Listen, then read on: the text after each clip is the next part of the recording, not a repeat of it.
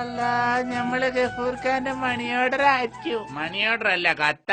അയ്യേ, money order ഇല്ലേ? കത്ത്.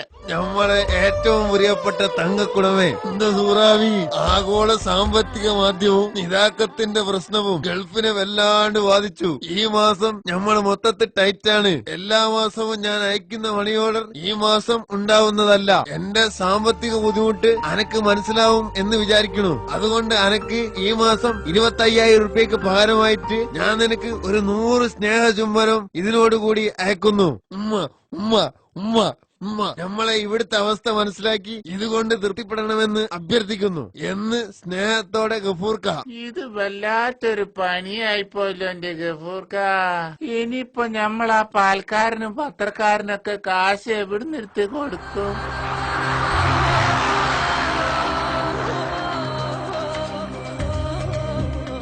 ഗഫൂർക്ക, നാട്ടിൽ നിന്ന് നിങ്ങളുടെ ഭാര്യന്റെ കത്ത് വന്നിട്ടുണ്ട്. അൽഹംദുലില്ലാ, വേഗം എടുക്ക്. നമ്മളെ പ്രിയപ്പെട്ട ഗഫൂർക്ക, എന്തോ നിങ്ങളയച്ച 100 ചുടി ചുംബനങ്ങളും നമ്മള് കിട്ടി ബോധിച്ച് വളരെ നന്ദിയുണ്ട് ഗഫൂർക്ക, നന്ദിയുണ്ട്. കഴിഞ്ഞ മാസത്തെ ചെലവിന്റെ കണക്കുകളൊക്കെ ഞാൻ ഇതോടൊപ്പം അയക്കുന്നുണ്ട്. ഒരു മാസത്തെ പാലിന്റെ കാശിന് പകരമായിട്ട് പാൽക്കാരന് ഞാൻ 2 ചുടി ചുംബനം കൊടുത്ത് അത് സെറ്റിൽ ചെയ്ത് ബില്ല് അടക്കാഞ്ഞിട്ട് ഫ്യൂസ് ഊരാൻ വന്ന കറണ്ട് ഓഫീസിലെ ആൾക്ക് 7 ചുംബനങ്ങൾ കൊടുത്ത്.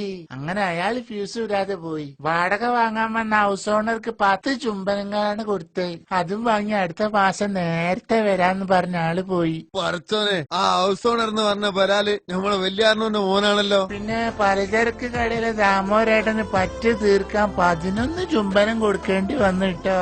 നമ്മളെ ഫോണില് മിസ് കോൾ ഇടാൻ കൂടി ബാലൻസ് ഇല്ലാത്തോണ്ട് റീചാർജ് ചെയ്യണ മൊബൈൽ ഫോൺ ഷോപ്പിലെ ഷാപ്പിക്ക് ഒരു 20 ചുംബനം കൊടുത്ത്. പിന്നെ അവസാനായി ഈ കത്തയക്കാൻ സ്റ്റാമ്പിന് കാശില്ലാത്തത് കാരണം പോസ്റ്റ്മാനും കൊടുത്തൊരു 10 ചുംബനം. ഈ കത്ത് അവിടെ കിട്ടിക്കാണെന്ന് വിചാരിക്കുന്നു. ഗഫൂർക്ക് ടെൻഷൻ അടിക്കണ്ട. നിങ്ങൾ അയച്ച 100 ചുംബനത്തിൽ ഇപ്പോഴും 40 എണ്ണം ബാക്കിയുണ്ട്. അത് അടുത്ത മാസത്തേക്ക് വരവ് വെച്ചോളാട്ടാ.